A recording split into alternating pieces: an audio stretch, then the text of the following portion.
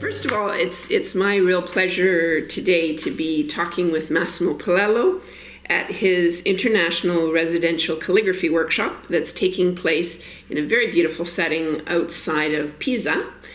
And I'm most fortunate that I've been able to attend this workshop twice.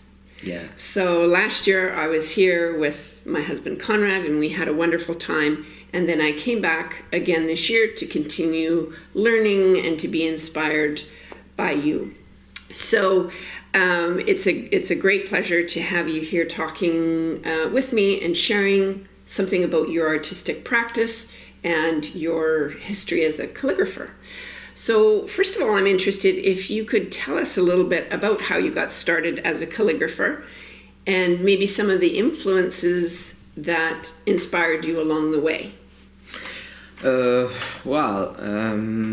I started calligraphy, I think, since I was very child at school, and when I was maybe 5 years old. Wow! Because I don't think about calligraphy only in the way learning the story of the historical writing, but only the interesting on the writing itself. Yes. Okay. So when I was at school, my friend, one of my friends in the school was a good have a good handwriting, nice. Yeah. So I want to learn how to do that. Yeah. I think this is my first approach to interested in writing. Okay. Not in general. Yeah. Then so I start the graphic design art school when I was 20,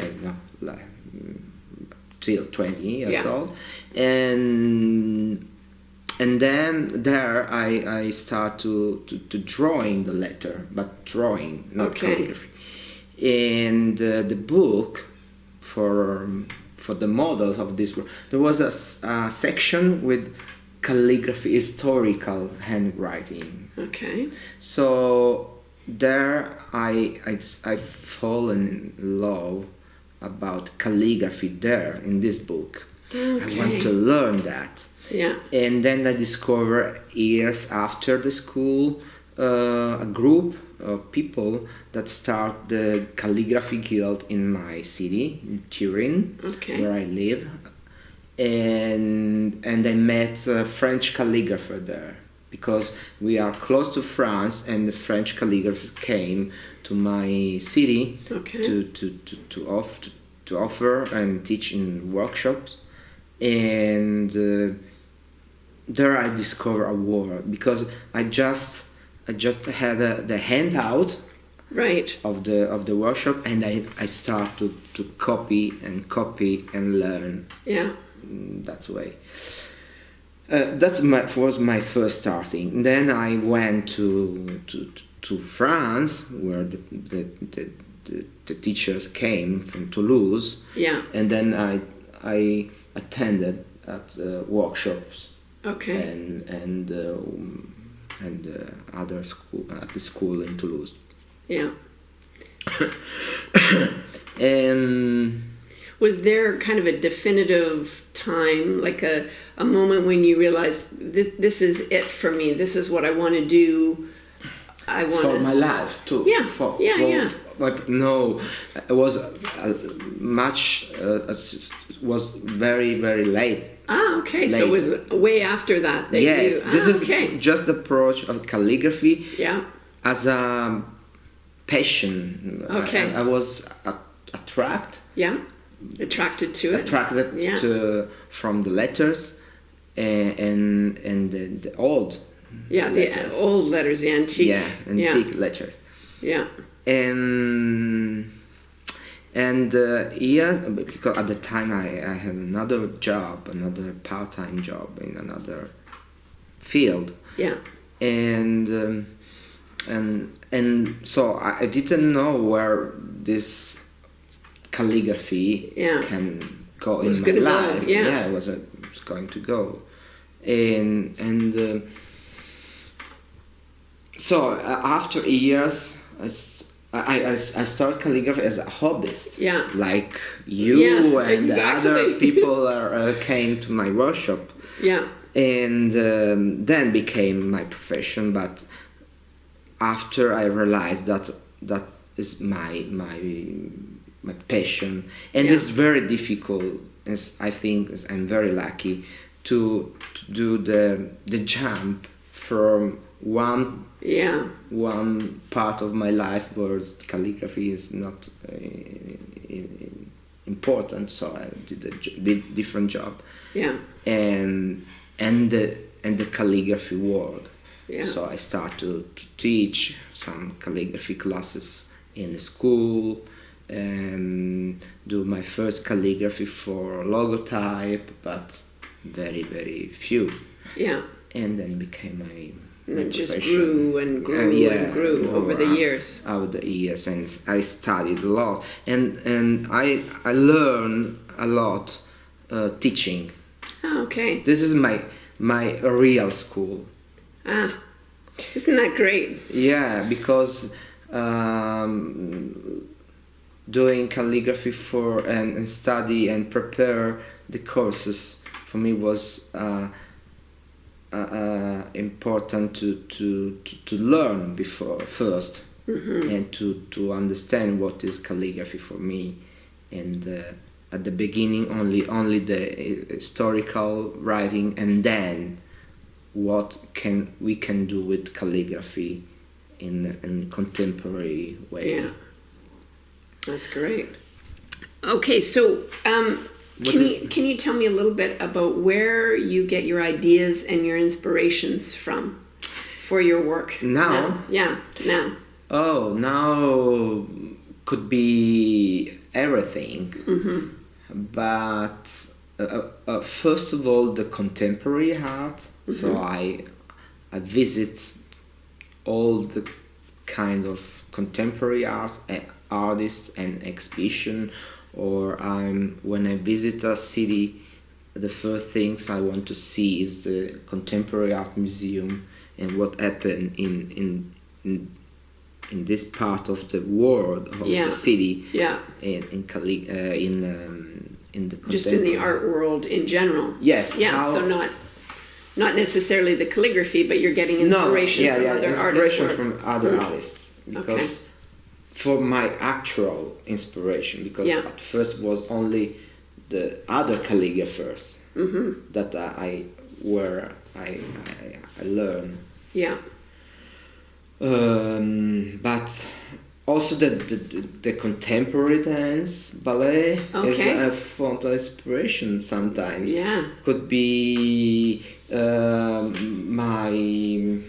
my passion for some music, contemporary music or ancient music, or text. So sometimes the text give me inspiration for the and also my personal research about my behavior, my way to stay in relation with other people.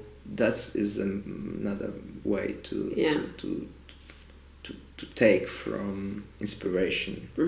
So I think calligraphy at the end is an art, and as all the arts is should be very joined with your personal life. Yeah. So that's it. So you would use maybe events or things that happen in your personal life as an idea or an inspiration for what happened, or simply what happened in my life. Yeah. So the changing and the experience. And of course, another great inspiration is my long trip for learn. Yeah. So if I'm going to New Zealand or South Africa or Holland, maybe there is something that give me new ideas, fresh or approach. Inspiration, or meeting other calligrapher. My friends and other calligrapher give me also inspiration. Yeah, I'm absolutely but the friends that the calligrapher that give me an exchange, not only in visual with the works, but with the relationship with them, yeah. Yes. Sharing ideas, talking about things. Yes. Yeah, okay. So has there ever been a time where you felt like you kind of hit the wall, you felt dry, maybe a bit blocked as an artist, as a creator? And if so, what did you do to get yourself re-engaged? Because I know this is something a lot of the people that subscribe to the blog have said to me, hey, are you gonna talk about what to do when you just feel blocked? Yeah. I kick myself.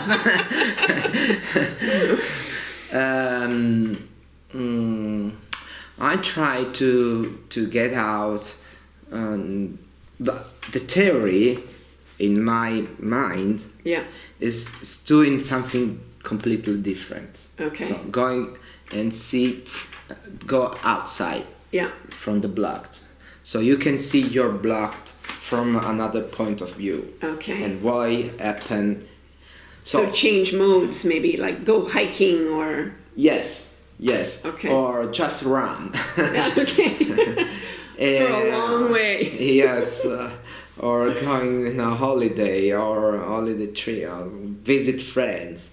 But happens very, very, very often, the block, because we are not always in the same. My personal experience that I'm not like a straight line. And so sometimes happen this line that is up and down, there is some down, but is very, very close to what happened in your life. Yeah. So I think the first thing to do is going over what happened in your life, and this is the block. Okay. And join it to the art probably is going and met other friends, other people, or other calligrapher. And when I met some friends, calligrapher that now are friends, that helps to me to go and go over. Carry on. Yeah, because the other give you some pushing up, and maybe you find another new way, a new approach, or not. But I am very, very, very what do you say, critical. Critical with myself. Oh, yeah. And this is not good sometimes, but I learn to accept some blocked.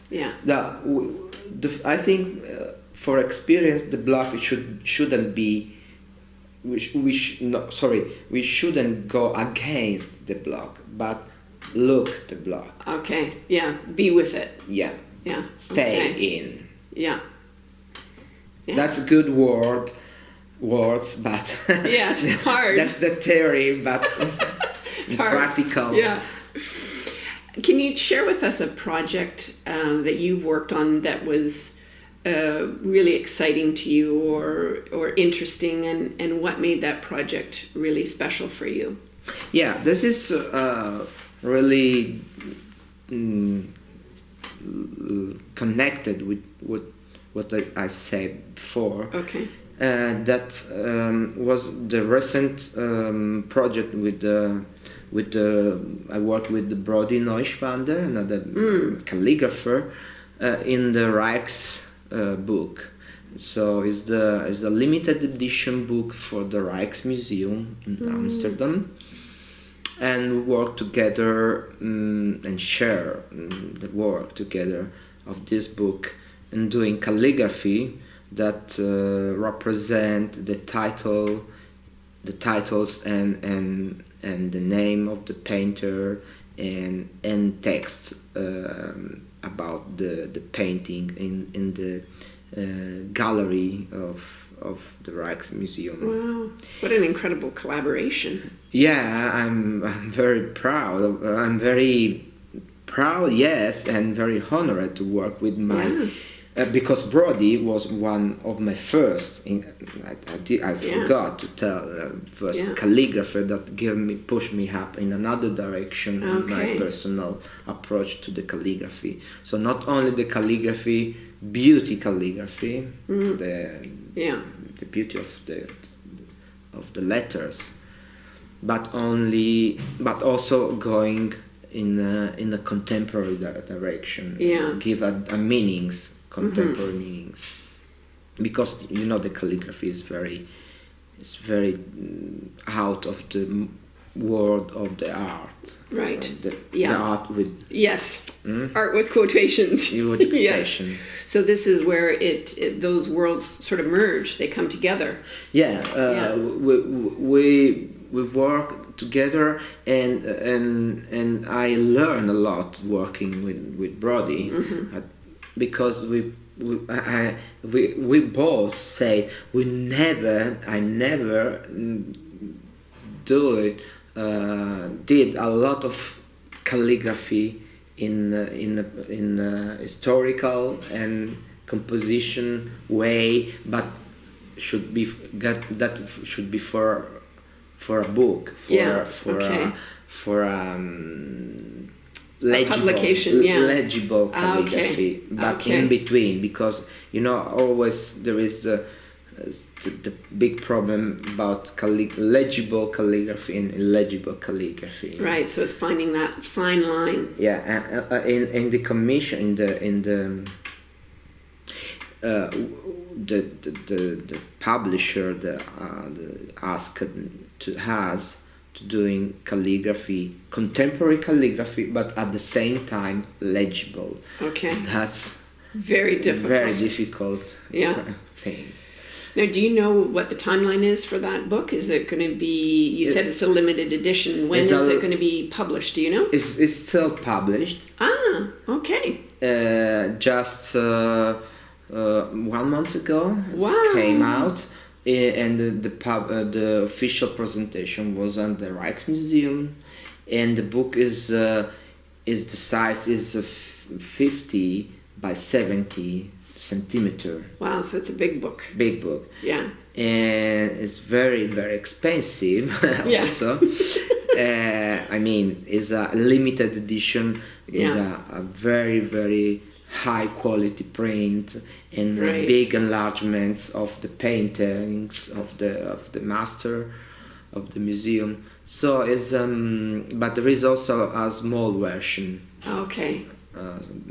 But not published yet. Okay. But the project is just came out, and the book is just published, and they are sell only online and at the museum and in the other great big museum in the world.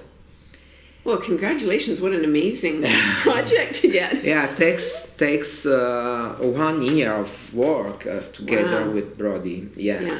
And that is one of my interesting project in the last years. Yeah, great. And I'm very, very proud of that. And when I saw published my calligraphy and Brody's calligraphy, say, oh wow, that's great. Congratulations. Yeah, that's awesome. Yeah, awesome.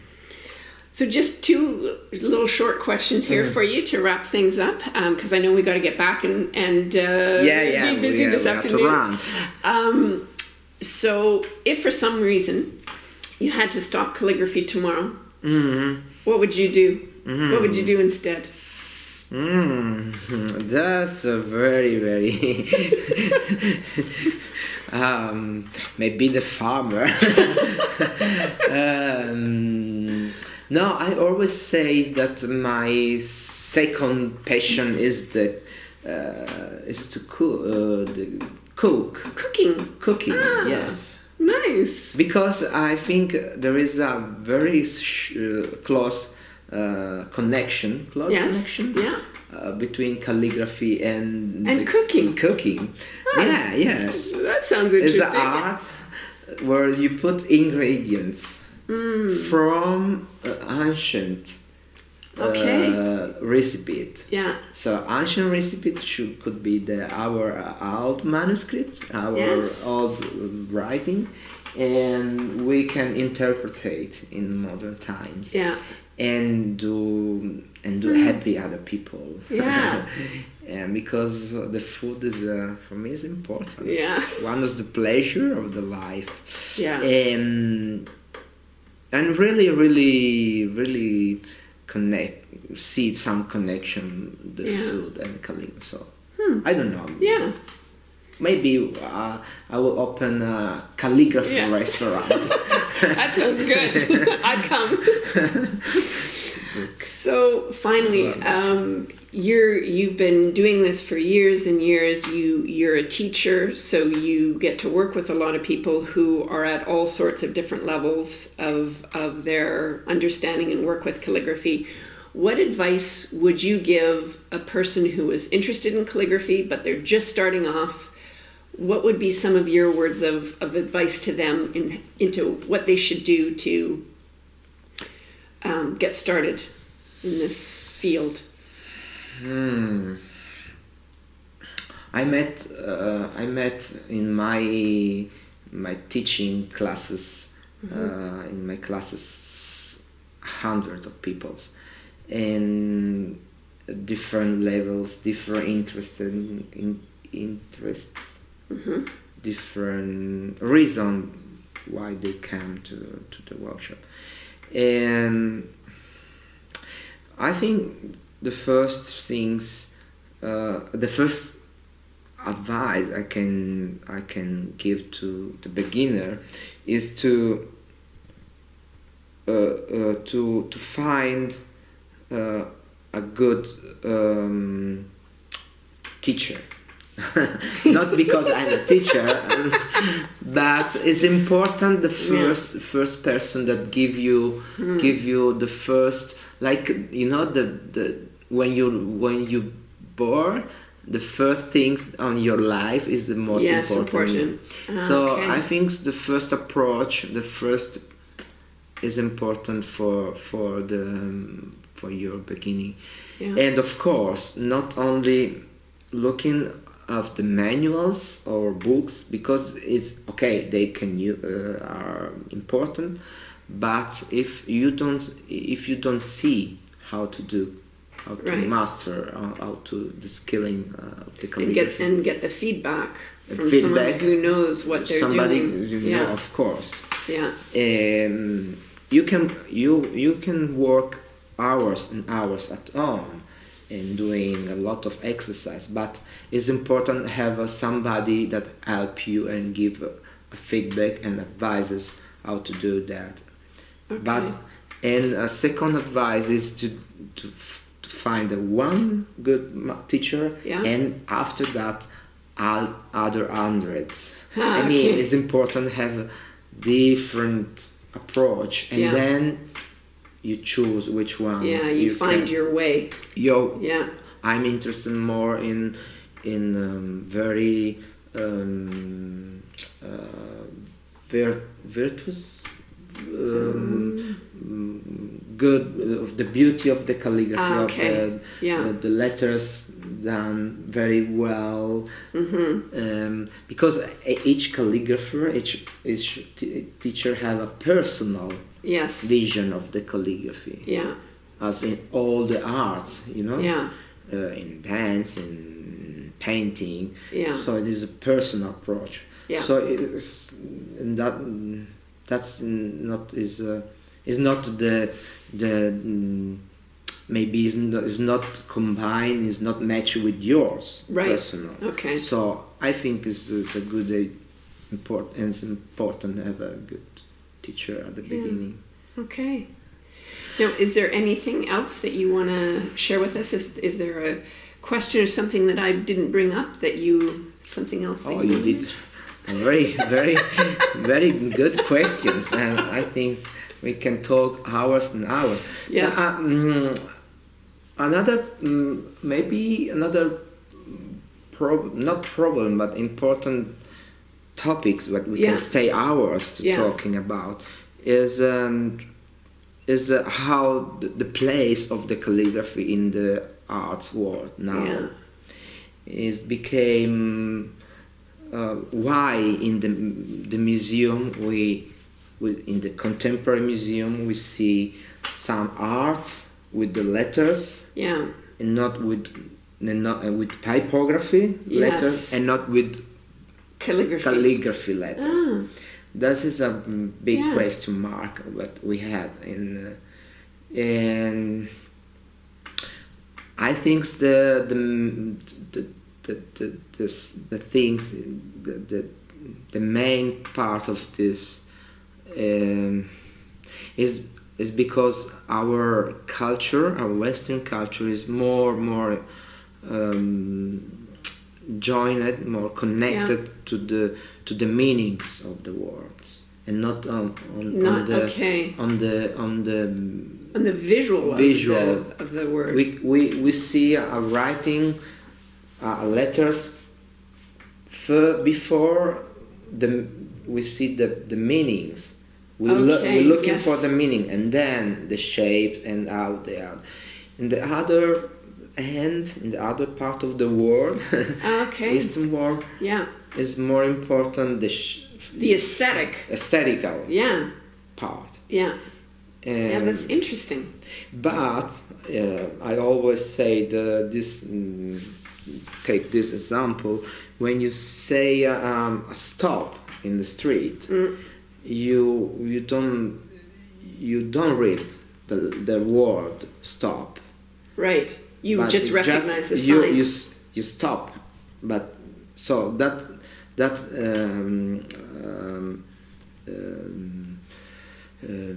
show. It's a good example. That first you see the word in the shape, in the message, and then the meanings. Yeah. But we can stay. Like you say, it's a huge topic. And well, I'm so glad and thank you so much for taking the time, because I know you've got this intensive workshop going on, and so thank you for taking the people waiting for us. So thank you so much for. No, thank you to you. It was a great opportunity to have a possibility to say something interesting and very good questions. Oh, great. Thank you very much. Okay. Nancy. All right. Thanks, Massimo.